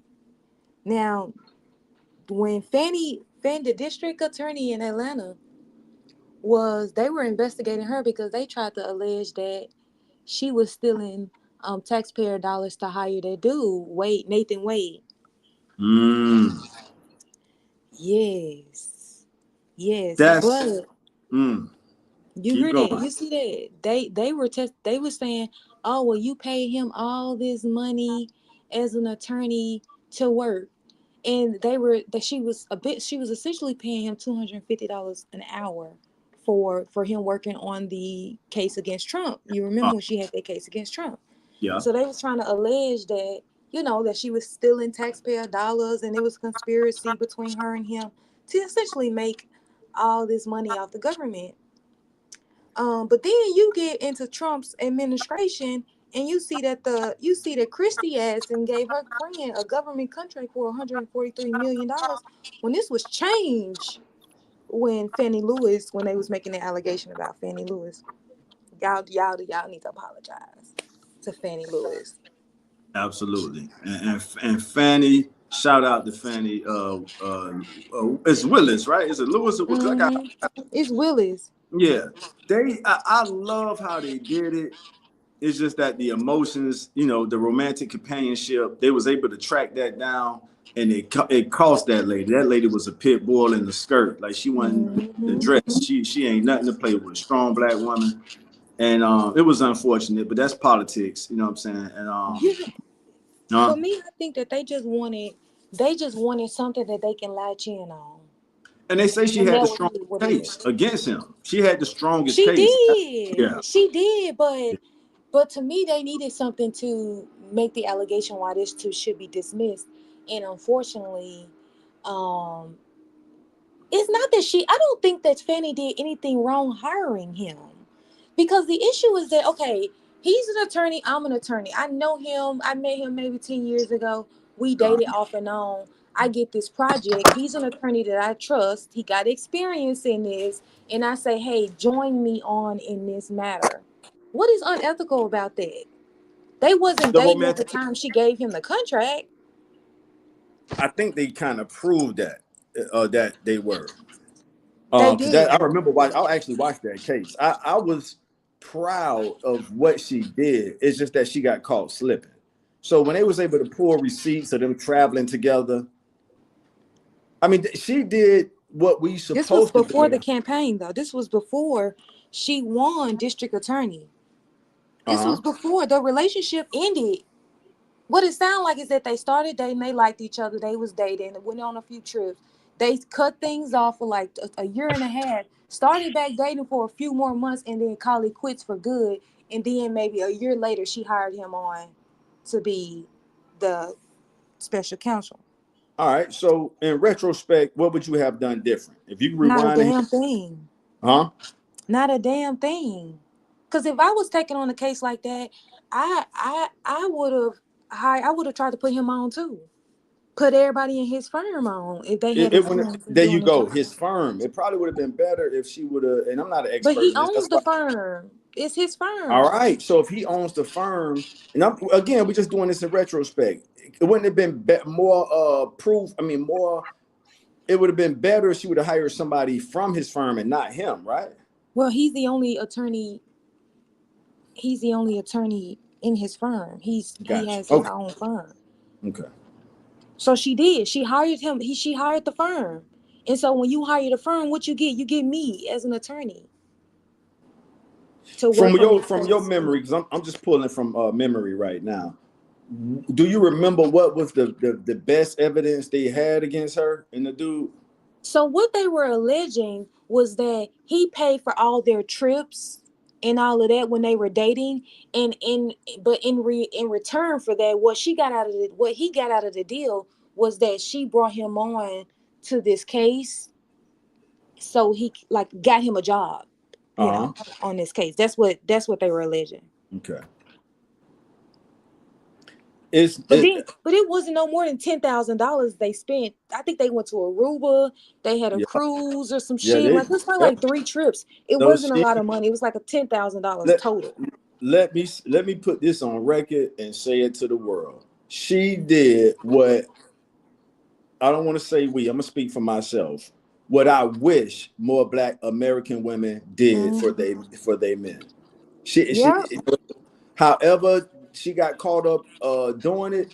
I wish she would have crossed the T's and dotted the I's so that it didn't turn out that way. But she did what we asked y'all to do, and that's just look out, take care of the community. Mm-hmm. She did that. Mm-hmm. So yeah, it's a Put salute. him on. Yeah, there you go. That's a better way to say it. Solo. She She put him put him, on. and that's what we need to do as a community. Let's just do it the flawless way, the right way, so we don't go through what she went through. Even if it was a political hit job, It was definitely a political let's hit learn job. from her case, pinpoint where they got her at, and then move forward. Because all the other communities do it anyway. So I All was the most proud of her. time. Yeah, she put a They Black hire each man other on. first. They don't even put up for hiring signs. I know Right, who I'm gonna hire. I've already texted my cousin, and she said right. she in there. Hood and one without being She already texted my cousin. She said she's available. without being Mm-hmm. I think that's what it is. Hold on. Shit. Let me The try this. Dow 500. Do I, I don't understand why you all are laughing. It depends on what you thought we was laughing at. Hey, hold up. my bad, Jane. No, Pan I'm Bun. testing something real quick. No, it's still there. Right. Pan Bondi does need to be next, but they're gonna sacrifice their political career for Trump's ass. Yeah.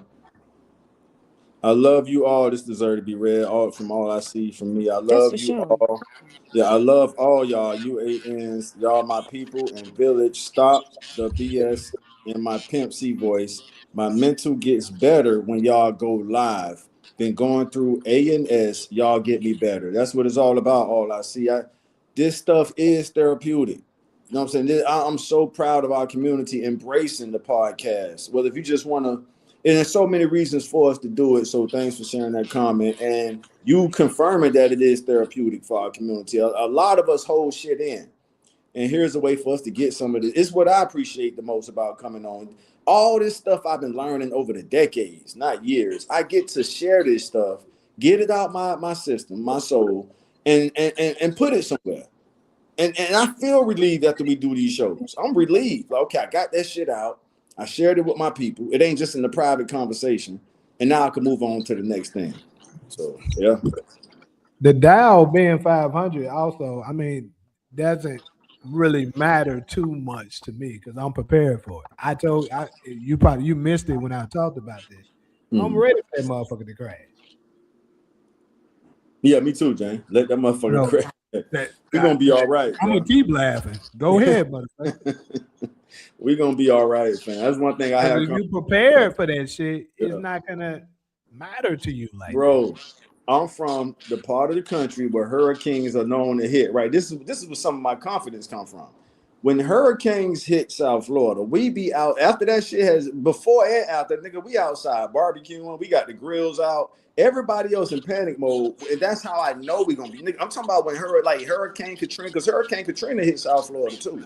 It did more damage to New Orleans, but it came through. So that showed me from real life experience, we gonna be all right. When tragedy hits, we come together and we out there with the grills, we chilling, 6-packs, coolers, while everybody else is in panic mode, ready to jump off the bridge. We like, man, we used to this shit. They look at us like, why the niggas so comfortable, huh?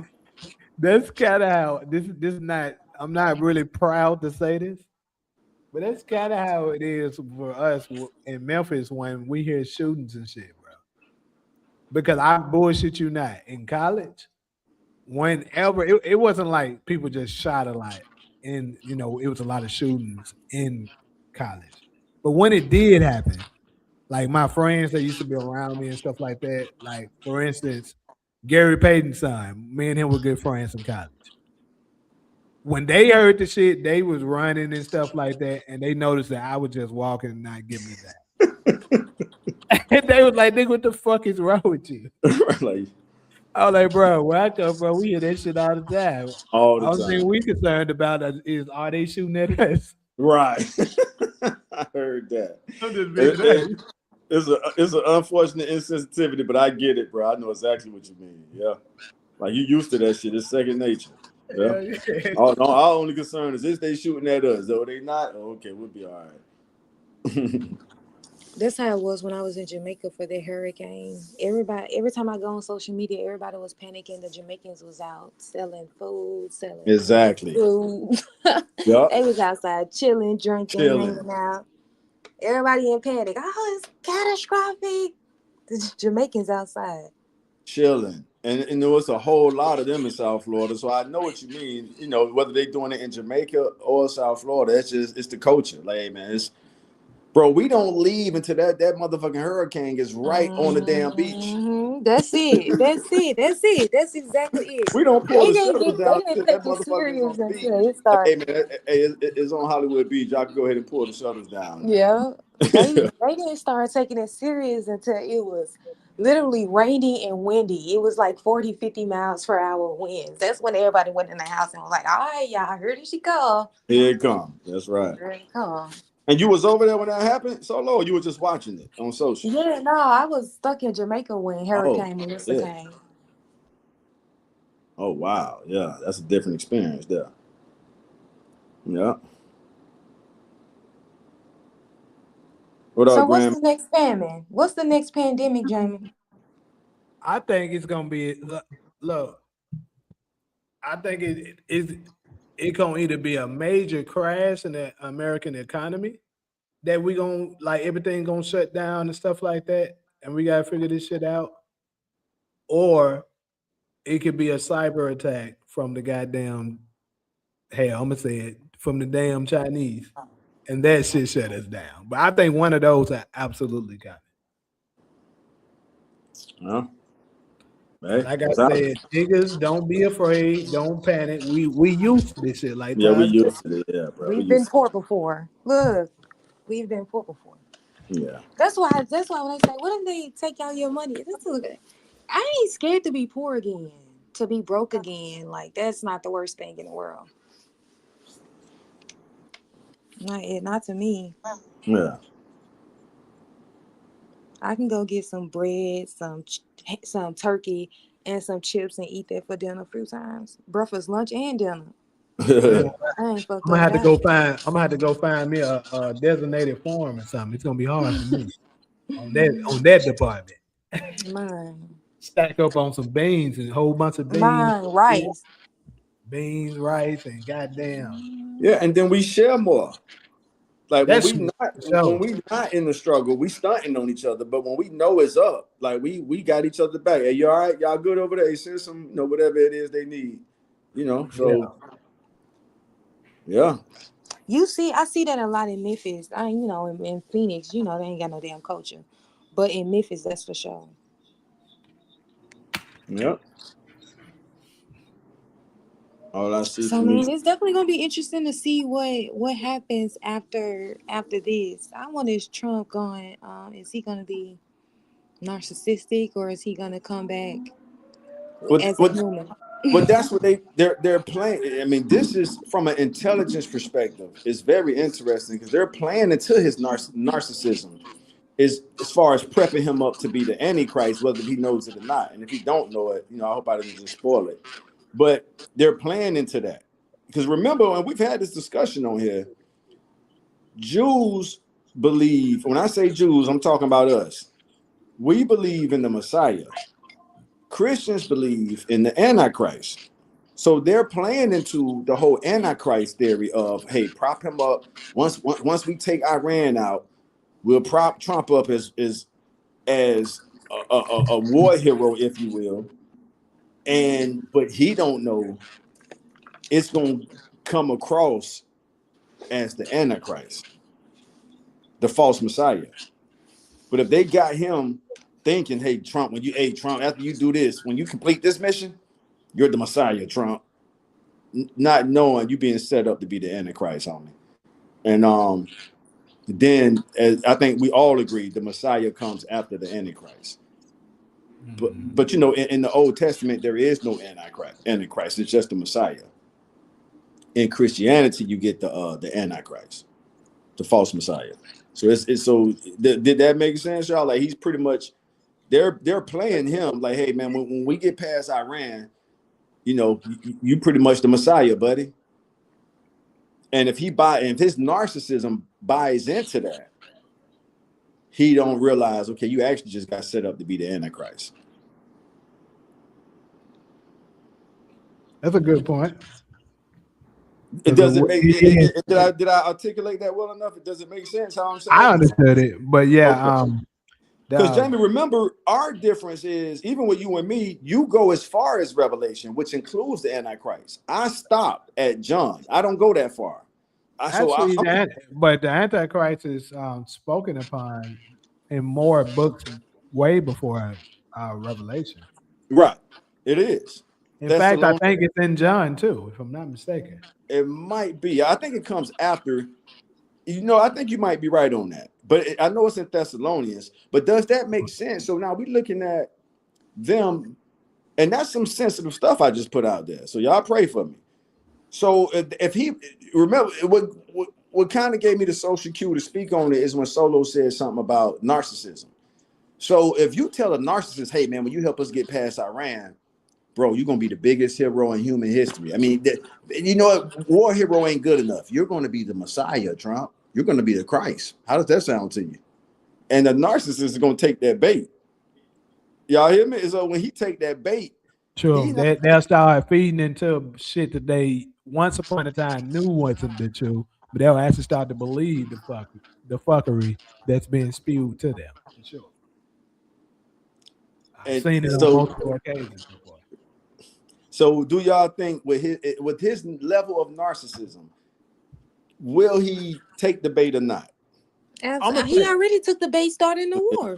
So there you go. But I'm gonna say this though. Like I said, I've heard a lot of people, and I'm sure Trump has had to have heard this himself before.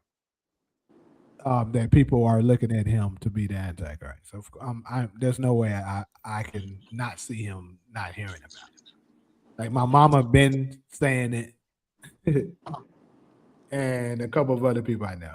Jamie, I got to give you credit, bro. You put it on my mental, and I was batting it down like, nah, ain't no way in the world Trump going. It ain't gonna be Trump. It's too obvious for it to be Trump. But as you've said before, when you allow a little time to go by, I'm all in on it now.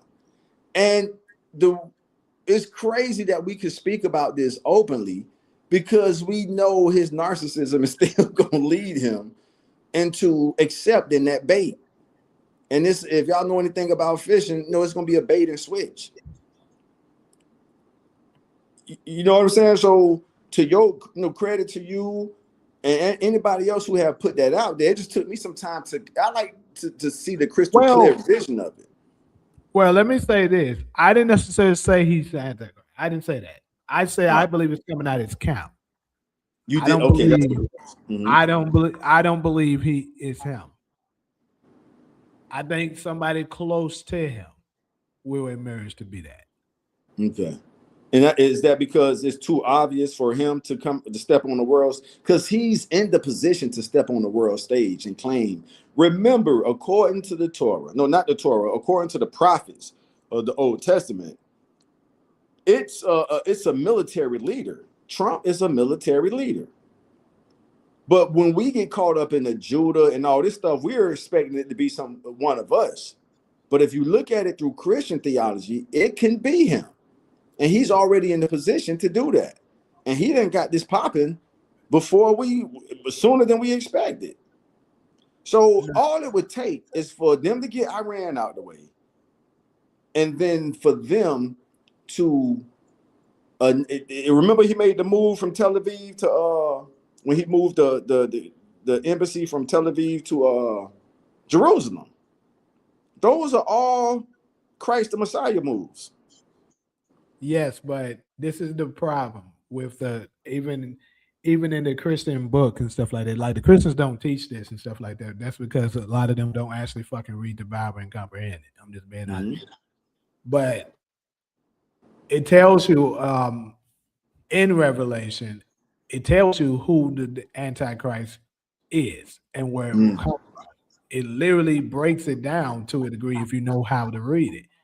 It tells you that it's going to come out of the Roman Catholic Church. So unless Trump is from there, which he is not, to my knowledge, it is not him. All right. I don't have nothing to add to that because it says they're going to be sitting on. It says seeing a beast rise from out of the sea, having 10 horns. And 7 heads and 10 horns. The 10 horns, and then later on in Revelation, it describes it as the 10 horns represents 10 kingdoms, and the 7 heads represents 7 mountains, which the beast sit upon. What is only one place in the world that a kingdom that sits upon 7 mountains? That is the Roman Catholic Church. And then it also talks about it receiving a fatal wound to the head, but recovers. And what it mean by that is basically, when you get hit by a fatal wound, especially to the head, what typically happens? You die, right? So, but it says it's going to recover from it. So the Roman Empire did get defeated and went down, right? They got destroyed, right? But they're still here somehow. They're not nowhere near the power they once were, but they still were able to stick around. What I'm telling you is, remember, I told you eventually the Roman Catholic Church is going to rise up. They've been the ones controlling stuff in the shadows, anyways. That's the reason why I also said when you ask who's more powerful between the Roman Catholic Church and the fake. The people that we don't supposed to be talking about, I told you it's the Roman Catholics, because these are the people that people aren't aware of. They're not speaking about them, which is where you're in a way better position to do damage when people are unaware of you. So eventually, that's the reason why I said it might play out the way you were saying about Trump putting them in the front lines to be able to get taken out. And if that does happen, that's when the other people, the Catholic Church, will show up. Oh, man, some interesting stuff. Yeah. All right. And that would be the fatal wound to the head being healed that it talks about in Revelation. Mm. Mm. Now, I haven't seen. I mean, people pulling up all kind of old quotes, from past leaders talking about what's going on right now. So I'll wait to actually share that. I don't want to put that out there yet, but it's some interesting times. Hell yeah. Very interesting times is happening. Some of this shit happening way faster than you would have thought it would. Yeah, bring it on. And that's the thing, those people over there, they want to do what they can do to bring in the Messiah, to usher in the Messiah as soon as they can. You know what I'm saying? So it's like they want to do whatever's necessary to bring about the Messiah. The people we're not supposed to talk about. Because that kind of puts them, or at least they believe it will put them in a superior position. The sooner you can do it. Now, Trump could possibly qualify for the person of what they call in Christianity the false prophet. That's what I was just saying. Well, you said prophet, so that wouldn't be the false. The false prophet and the Antichrist is not the same person. It's not the same. All right, gotcha. Yeah, they're not the same. Basically, the false prophet is the one that is the false prophet is the one that's going to basically encourage the others that the quote unquote Antichrist or the beast is the Messiah. The thing, if the Roman Catholic Church, because keep in mind, Trump is, I believe he's going to be, remember what my brother was talking about them trying to force you to worship on Sunday. And if it does come to that, I could see Trump being pro worshiping on Sunday. I absolutely can see that. Yeah, so same if there.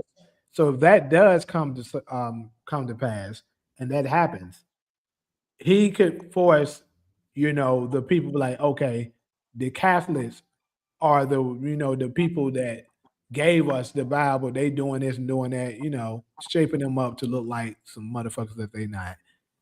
And be like, so we're going to follow what they're saying and worship on Sunday. Because they tried to accomplish this before. This is not the first time. They tried it under Reagan as well.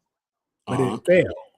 So I could see them trying it again with Trump and succeeding possibly.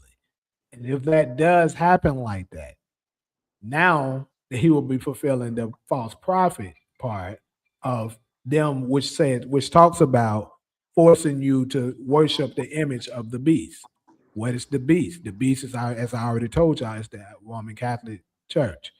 So the false prophet, which could turn out to be Trump, force you to worship the image of the beast, which is wrong. Their image is, Satan, and they're going to force you to worship on Sunday, which God already told us the day of worship is Saturday. Right. The Sabbath day, which is the seventh. Right. The seventh day. Right. I hear you. All right. Kenny 2K just tapped in under DeMarcus big eye bow tie. What up, nephew? Kenny 2K in the house. All right. Yeah, so we cracking this code. Let me read some of these comments. He said, do y'all see the Samson episode where they talked about unalignment while Donald Trump was president? I haven't seen that, but I have heard about it. Donald Trump want to be greater than JFK himself. I'm sure he does. Pray for the truth. Who would y'all say is the best president we ever had? I don't know, man. Me personally. The seven heads could also be talking about the seven world powers: China, France, Germany, No, Italy, Japan, Russia, United States, United Kingdom, the United States, India. Well, as I said, Power Fan 5, it tells you, if I'm not mistaken, I want to say it's in Revelation 15. I can look for it. It kind of breaks it down and tells you exactly what it is. It says the seven heads represent seven mountains. Also, each nation symbol is that of a beast. USA is an eagle, Russia is a bear. That is true. That is true. But see, that's the 10 kingdoms that it was talking about. So you're kind of confusing it. It talks about seven heads, which it later on says is the mountains, and then it says the 10 heads, the 10 horns. I meant, which is represents 10 kingdoms. That's the part you're talking about, which USA, Russia, etc. will be named. Like you're partially right, but that's the representation of the horns, not the heads.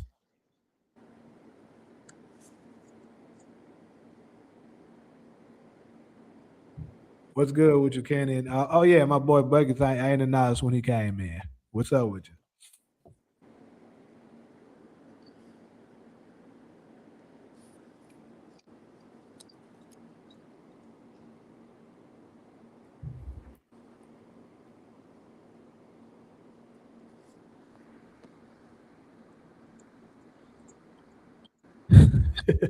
Y'all niggas is funny.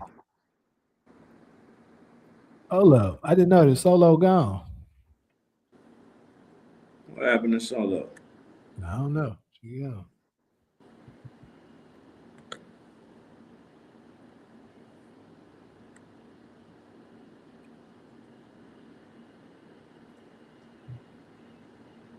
All right, let me take that off. All right, there we go.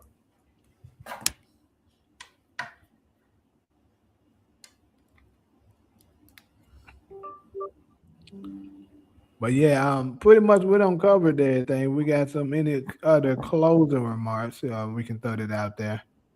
All right. It's just interesting. How long do y'all think the nephew war? mentioned something about.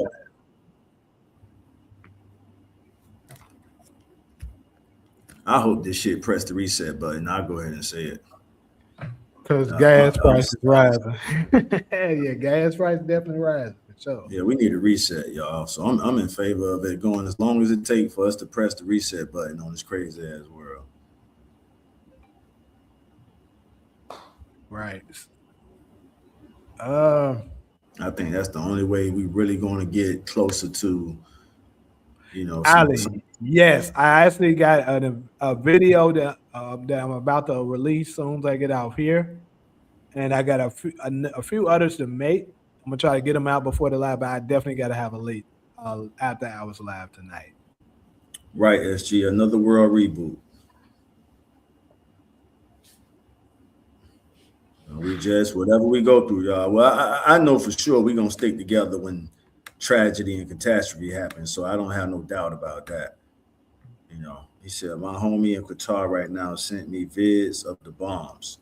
Qatar, I'm trying to remember. Is Qatar a city or a country? I can't remember if it's I know Qatar is one of the places Iran hit, but yeah. Let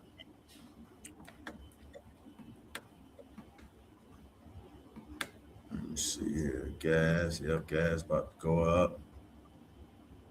Oh shit! Yeah, I guess. Kenny, you got to send your link to the music too, man.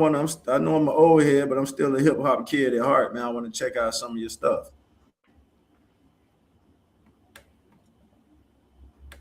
Yeah, I was okay. You say it's a country. Yeah, my 20s. I think I moved on from the hip hop rap world like in my early 30s, about 33, 34, something like that. But that's still what my heart is, man. I still mentor some younger artists and try to provide guidance, with them. Um, all right, bet you. No, I'm not in the Discord. I see y'all putting that out there, but I just don't know how to Or if anything, send it to Jamie, and I have Jamie send me the link so I can check out your content. I only heard like 1 or 2 songs, and they were pretty cool. You remind me of the little homies. You know, that's where I'm from doing anything. Yeah.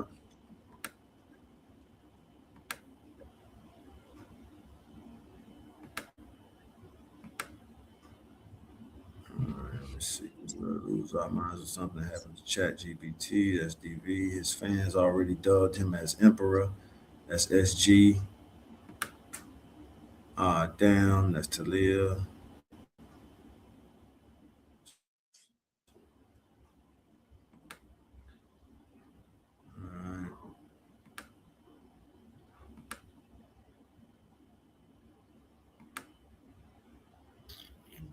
Okay. So that's it, Jan. We hit all the topics. Yeah, we pretty much did. He said this is why you got to check out Cross and Paradise because they actually speak on these situations. Yeah, that's your second time hearing that, and I ain't gonna lie, DeMarcus, it's just been tough doing it, bro. Because I've been covering so much shit.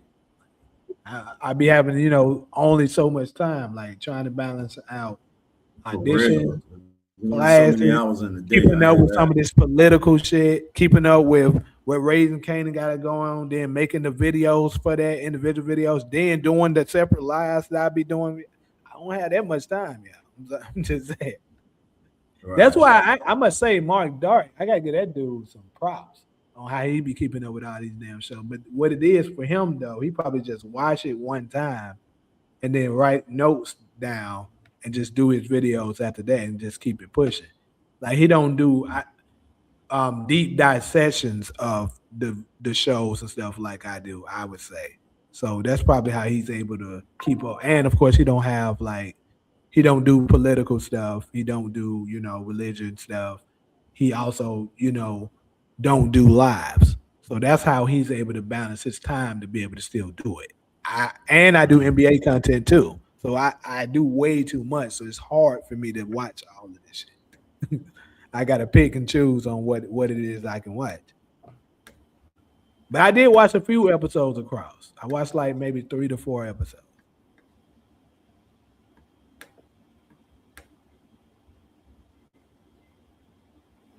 You say you think about that, get them early and make videos ahead of time.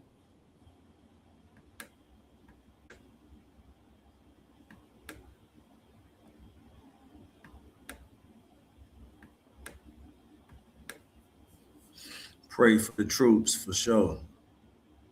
Jamie, you saw that clip where the black soldier was inviting the UNs to come get on the battlefield. I mean the YNs, the YGs and the YNs. You said what? You like y'all love to flash your guns, shoot and kill people. We got a job for you. It kind of went viral. You didn't see it yet? Some white dude said that like a little while, like months ago, last year sometime. He was saying that for all the war that's going on in Iran, I'm telling you, you got a lot of people right there in Memphis, Tennessee. They'll take out the whole business. He said, I think I still got that video in my phone. He was like, I'm telling you, they ain't playing down there. yeah, for real. Hell yeah, I was like, but nah, they need to stay put. We ain't got nothing to do with that. Don't y'all jump in that bullshit war. Who would y'all say is the best president we ever had? I'd probably say Lincoln. I'll have to say Abraham Lincoln. Trump claimed he the best since Abraham Lincoln. Trump said he the best since Lincoln. And depending on how this turned out, yeah, if he lead us to a reset, I have to put him in that top 5. I won't say right after Lincoln, but that's what I'm hoping for, man. If he give us that reset, this is how I look at it, and that's where I think me and certain people bump heads, but I don't give a damn, as y'all know. This is why I say what I say. If, like you said, if he give us that reset, and this ends up, regardless of how it happened, regardless if it's his intentions, if his moves that he's doing ends up ending with us being back on top, he the greatest. That man go there for that shit. What are we talking about? And I told my mama this shit, right? Months ago. And of course, majority of the people, unfortunately, that leans Democrat and Christian, they have very stubborn mindsets. And it's hard for them to hear anything that's not aligning with what they want to hear. I'm just keeping it 100.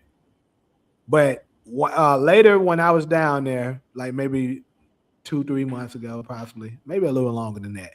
But anyways, she finally was listening enough for me to kind of get out my thoughts of why I be saying the stuff I be saying. And she kind of somewhat agreed. Because what I was telling her is like, bro, whether Trump is willingly doing it or not doesn't matter. But what I believe is happening is God is putting Trump in the position to put us back on top. I'm not saying it's his intentions to do that. Right. But he's still doing it, regardless. He's still doing it. Yeah, that's for sure. That's for certain. So that's how I always looked at it. We'll take it however it come. I hear you. However it come, we'll take it. Yeah.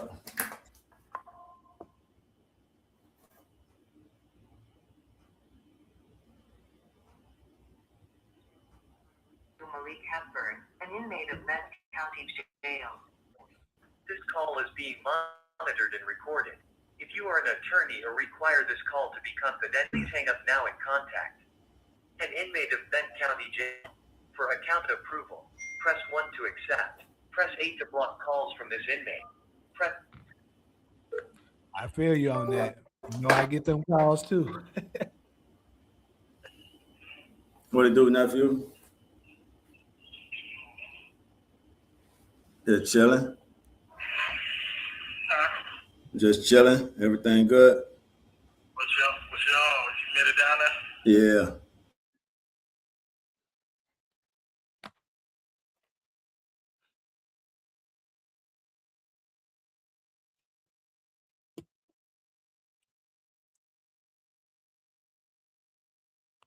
You said you sent more dark information too. What do you mean?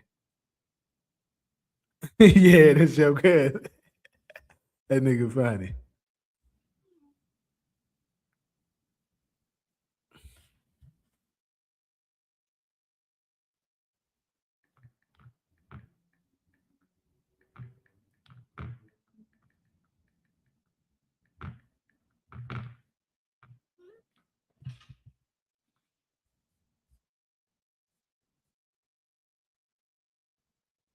He said even hold the phone up like a old ass nigga. This man funny as hell. Oh shit. Yes, sir. It is, man. It's definitely getting crazy. Hey, for sure though. Like I was saying though, y'all, I'm about to get ready to go and jump up off here. We at that 2-hour mark. Oh, you saying you sent him information? I got you.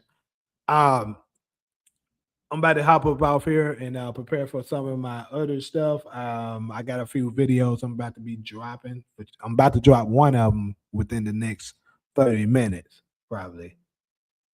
It's gonna be talking about rock ass getting up out of here. So make sure y'all check this shit out.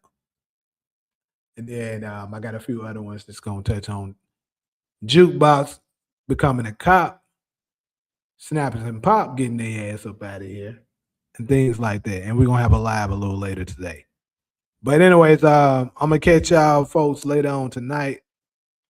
I'm up out of here. All right, Jane. All right.